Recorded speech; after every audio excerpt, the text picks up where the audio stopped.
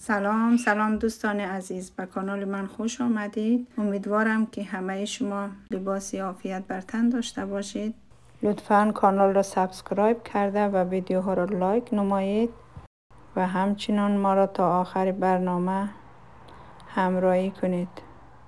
همونطور شما عزیزان گرجه را میبینید و امروز تصمیم گرفتیم که با هم یک سوسی کچاپ خوشمزه و سالم تهیه کنیم. بیشتر از این وقت شما عزیزان را نمیگیریم و شروع به کار میشویم.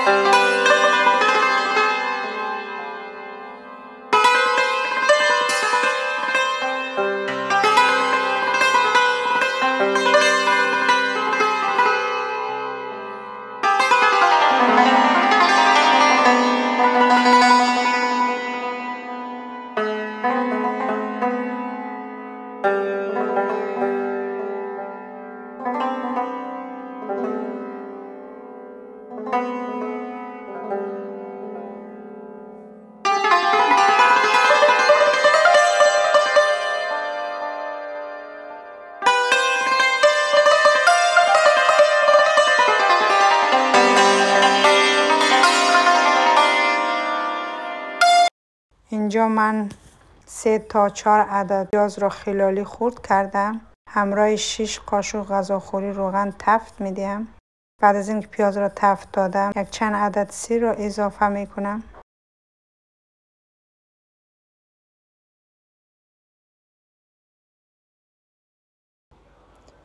بعد از اضافه کردن سیر گرجه ها را اضافه میکنم و گرجه ها را بین 2 تا 3 دقیقه تفت میدهم. الان نیاز داریم با چند تا برگ بو، چوب دارچین و چند دانه میخک و همچنان 2 قاشق نمک و 1 ذره مرچ سیاه. اینا را همه را که اضافه کردم گرجه را بین 10 تا 15 دقیقه جوش میدیم.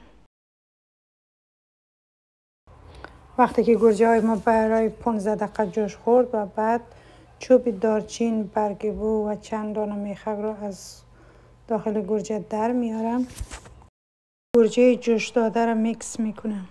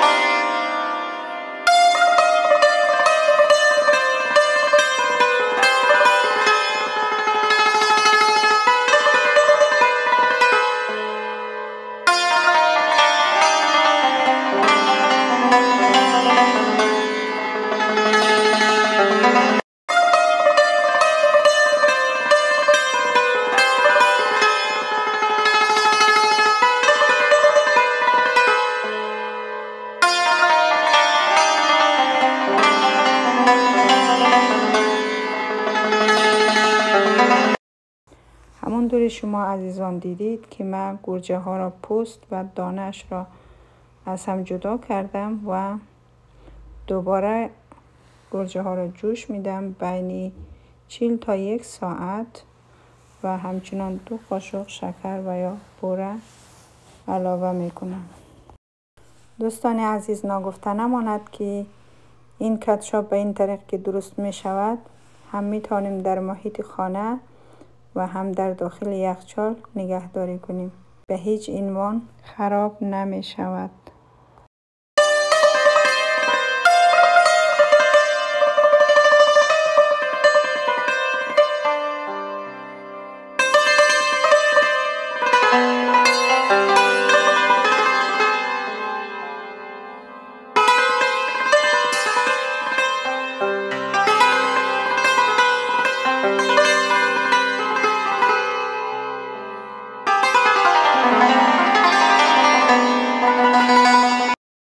دوستان عزیز، شما دیدید که من در یک وقت کم چقدر یک کبشاب خوش رنگ، خوشمزه و سالم تهیه کردم.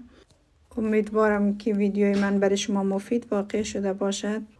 لطفاً ویدیو را لایک و کانال را سابسکرایب نمایید. خیلی خوشحال و شکرگزارم که شما خوبان را همراهم دارم. دیگر وقت شما را بیشتر از این نمیگیرم. تا یک ویدیوی جدید شما را به خدای پاک می سپارم. خدا یار و نگهدار شما.